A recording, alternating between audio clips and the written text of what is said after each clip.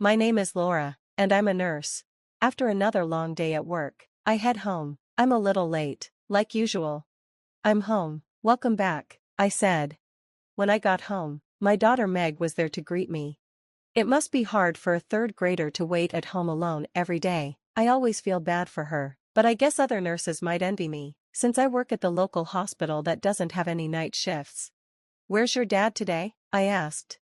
He's not home yet, Meg answered. I feel like I haven't seen him in a long time.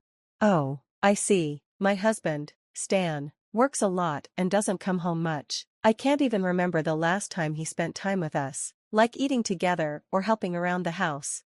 Well, he does spend time with his family. On his days off, he goes to his mom's house to help with things like gardening and cleaning, and he has dinner with her. Stan never shows up for Meg's soccer practices or spelling bee contests, but he always makes time for his mom. This has caused a lot of tension between Stan and me. I'm sorry, honey, I'm sorry you feel lonely all the time, I said. It's okay, you come home every day, Mom, so that's enough, Meg said. Oh, Meg, I hugged her tightly. If we were a normal family, we would spend time together and be happy, no matter how much I apologized. I knew it wouldn't change things. I kept wondering how things got so bad. Then, one day, Stan came home at a normal time, which was very rare, but by then, both Meg and I didn't feel as close to him, and we didn't talk much. We ate dinner quietly, and then Stan suddenly said, "Hey, why don't we go to Hawaii for the holidays?" What? I was shocked. Stan was suggesting a family trip? What was going on? We haven't traveled as a family in a while, he said. I thought it would be a good way to celebrate my mom's 60th birthday, and it could be a nice chance for us to all be together. Once again, he was thinking about his mom. I was frustrated, but when Meg heard about Hawaii, she got excited. We can go to Hawaii. I really want to go, she said. Meg was so happy. It was her first time going to Hawaii, so I understood her excitement, but I wasn't sure I could enjoy a family trip after everything that's happened, especially with my mother-in-law, Kate, there. If the trip was really to celebrate Kate's birthday, Stan should have told me about it years ago, but since Meg wanted to go, I didn't think I could say no. Alright, I guess we can go. It's been a while since we've all been together as a family, so why not? I said. On the day of the trip, Stan and I both had to work, so we planned to meet at the airport. My workday was very busy, and it went longer than expected. I was running late. After work, I rushed to the airport with Meg. We took the bus and finally arrived, but something unexpected happened. They're not here, I said. Stan and Kate weren't at the airport. I looked around, but I couldn't find them anywhere. Where did they go? No one called me, so I tried calling both Stan and Kate. The number you have dialed is either not powered on right now or has no signal, the message said over and over. I was getting frustrated, so I went to ask the airline staff. One of the staff members asked, "Are you Miss Laura Martin?" Yes, I replied, confused. I didn't know how they knew my name, but they handed me a piece of paper. "I was asked to give this to you," the staff member said. I looked at the paper and was shocked by what it said. I couldn't wait any longer. "Stan and I are going on this trip without you. If you're not on time, we're leaving without you. Why don't you just stay here, Kate?" I whispered, shaking with anger. "What is this?" "Mom, what's wrong?" Meg asked, worried. "Oh, it's nothing. It looks like your dad and grandma went ahead without us," I said, trying to stay calm. "So, we can't go to Hawaii?" Meg asked, upset. We can catch up with them and get on another flight," I said, trying to sound positive, but honestly, we didn't have enough money for another ticket. What was I going to do? While I was trying to figure it out, an old man in front of me suddenly collapsed. Without thinking, I rushed over. After being a nurse for so many years, my body just reacted. "Are you okay?" I asked, checking his breathing, but it had stopped. Oh my God. I quickly turned him onto his side to clear his airway. I saw something blocking his breathing, probably vomit. I knew I had to act fast. "Please, someone call an ambulance," I shouted as I began to help. Soon, the ambulance arrived, and the man was taken to the emergency room. The man I helped at the airport woke up and asked, "Was it you who saved me?" "Yes, I did," I said. "You really saved my life. Thank you so much. I thought I was going to die." He was feeling better now and could talk. It seemed like there were no major health issues, just the breathing problem that caused him to collapse. "I'm James, and I want to thank you properly," he said. "Oh, it's nothing, I just did what anyone would have done." "That's not true, you saved my life." "Thank you, but really, I didn't do anything special." "By the way, were you traveling somewhere?" he asked. "Yes, I was supposed to go to Hawaii with my daughter, but we missed the flight." "That's terrible, I feel bad for you." "No, it's not your fault," I said quickly, we were already running late. "It was my fault." I was feeling down, thinking we'd have to go home, when James said, "That's a shame, your daughter must have been really looking forward to it. Why not just buy another ticket?" "Well, I'm a little embarrassed to say this, but we don't have enough money for another flight." James looked at me, then said, "Okay, as a thank you, I'll buy the tickets for you and your daughter." "Wait, no, that's too much," I said, feeling surprised. "It's totally fine." He then called over a female staff member and borrowed a phone to make a quick call. After hanging up, he said, "Don't worry about it, I won't be able to feel at peace unless I thank you properly." As we were talking, the paper I had from Stan and Kate fell out of my pocket. I was still holding on to my anger, but we were lucky enough to get on another flight to Hawaii, thanks to James. To my surprise, he bought us business class tickets, which were very expensive. Meg and I enjoyed the flight so much. When we finally arrived in Hawaii, I started to think about where Stan and Kate would be staying, but I hadn't asked them before. At the airport, a man approached us. "Are you Laura and Meg?" he asked. "Yes, that's us, but..." "Nice to meet you." He handed me his business card. It had the name of a well-known company on it. "I heard about you from the chairman of our company." "The chairman? You mean the old man I helped?" I asked, shocked. "Yes, that's right. The man you helped at the airport is the chairman of our company." I couldn't believe it. I had no idea James was the chairman of such a big company. "Now, we'll take you to your hotel, as ordered by the chairman. Please enjoy your stay in Hawaii," he said, leading us to a black limousine. I had never been in a car like this before. "Wow, this is amazing," Meg said, excited to ride in a limousine for the first time. I checked my shoes to make sure they were clean before getting in. The view of Hawaii was beautiful, like an endless summer. I had doubts we'd even make it, but I was so glad we were there. Meg couldn't stop looking out the window. Soon, we arrived at a huge, luxurious hotel. But then I realized something important. "Oh no, I didn't book a room," I said quietly. "Don't worry," the man said, "we've already reserved a room for you on the top floor." "But I can't afford this," I said, feeling uncomfortable. "You don't need to pay, it's all been taken care of," he said.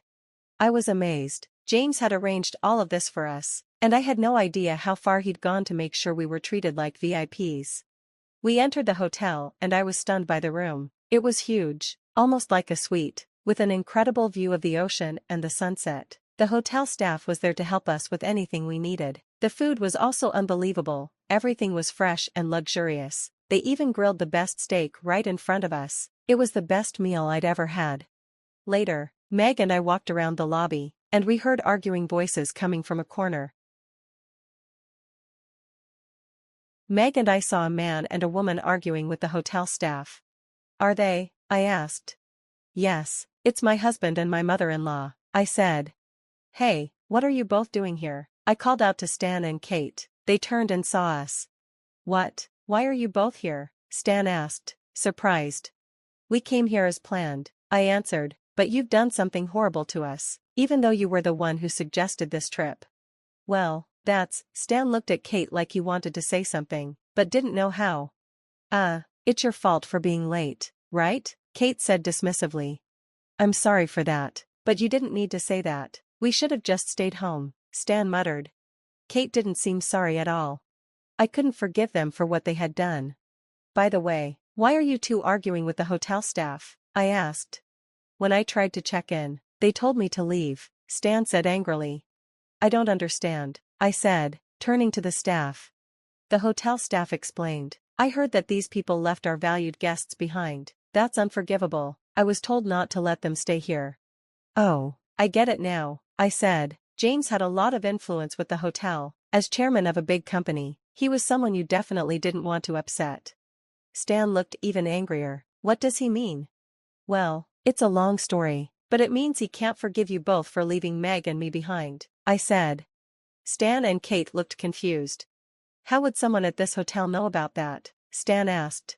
Well, I understand why you're asking that, but after hearing what happened, I'm not surprised. Honestly, I think you both deserve it, I replied. I pulled out a business card. This is the card from the man who helped me at the airport. Stan took the card with shaking hands. This is a business card from one of our major clients. Both Stan and Kate went pale as they realized the significance. You mean you know the chairman of this company? Stan asked. Of course I do. I saved him at the airport when he collapsed. That's why he booked our flight to Hawaii and even reserved the hotel room for us, I explained. What? Kate gasped, trembling. What's wrong, Mom? Stan asked, concerned. He's in the same gym club as me. I see him sometimes, but everyone looks up to him, Kate stammered. What a strange coincidence, I said, agreeing with Stan. It felt like the world was much smaller than I realized. I had no idea that Kate knew the chairman, but before I heard it from her, I already knew the truth, because James had told me himself. When I got the new ticket at the airport, James had picked up the paper that had fallen out of my pocket. He looked at me, surprised. Laura, what is this? That, I hesitated. Well, we were left behind by my mother-in-law and husband, I admitted. That's horrible, James said, and unforgivable. But this name? I've seen it somewhere before, James said, looking at the paper. Is your mother-in-law's last name Martin? He asked. Yes, her name is Kate Martin, I answered. What, you know my mother-in-law? I was shocked. Of course I do. She's a member of the gym I go to, James said. She doesn't seem like the type of person who would do something like that, and this is how it happened, I said. I smiled, thinking about it. It's tough, isn't it? You two were going on a trip together, but now it looks like we'll be on our own. I'm going to enjoy the trip with Meg, I added. Kate, why don't you just camp out somewhere here and enjoy the Hawaiian night without a roof over your head? Oh wait, that's terrible, I said sarcastically. You're the rudest person ever, Stan and Kate screamed at me. I turned my back on them, laughing. They're so ridiculous. They throw hurtful words at me, but when I throw them back, they call me rude. Let's go, I said to Meg. Yeah, Meg agreed, taking my hand. As we walked away, I could still hear the argument behind us. Anyway, get out of here. We don't have rooms for you, the hotel staff told Stan and Kate, not backing down. Eventually, Stan and Kate were forced to leave the hotel, and Meg and I enjoyed our trip to Hawaii on our own. With Meg's love for Stan almost gone, we didn't need to care about him anymore. I never expected such a wonderful trip as a reward for helping that old man, but I was so grateful. We truly wanted to thank James for everything he had done for us. The trip ended, and we returned home safely. It was an amazing, refreshing experience, and Meg seemed really happy with it. But what happened to Stan and Kate, who were kicked out of the hotel? It seems that things got much worse for them after they left Hawaii. When Stan came home, he looked exhausted. It turned out that the chairman's orders had been shared with all the hotels in Hawaii. Stan and Kate had to camp out in the wild. They got exactly what the paper said would happen. Stan faced even more trouble when his boss called him into the office and told him that the contract with James's company was about to be cancelled. Kate wasn't treated well by the members of her gym club either. They turned cold toward her, and she ended up leaving the club. The gym was her only hobby, but this whole incident scared her so much that she stopped working out and now spends most of her time watching TV. Stan and I realized our marriage was beyond saving, and we decided to divorce. Meg stayed with me, and I didn't ask for alimony or child support. My income wasn't much different from Stan's, and I was fine supporting Meg on my own. I decided I would never see my mother-in-law again. Looking back, this whole situation felt strange. By accidentally being late at the airport, I ended up helping the chairman of a big company, who happened to be someone Kate knew, and because of him, I got to experience one of the best trips to Hawaii. Maybe it was fate. My relationship with Stan never worked, except for Meg. Our different work schedules caused some of the problems, but I believe things would have ended this way even if I had stayed a housewife. Stan would have always put Kate before us. I have no regrets now. I have the most adorable and precious daughter in the world. I don't need anyone else.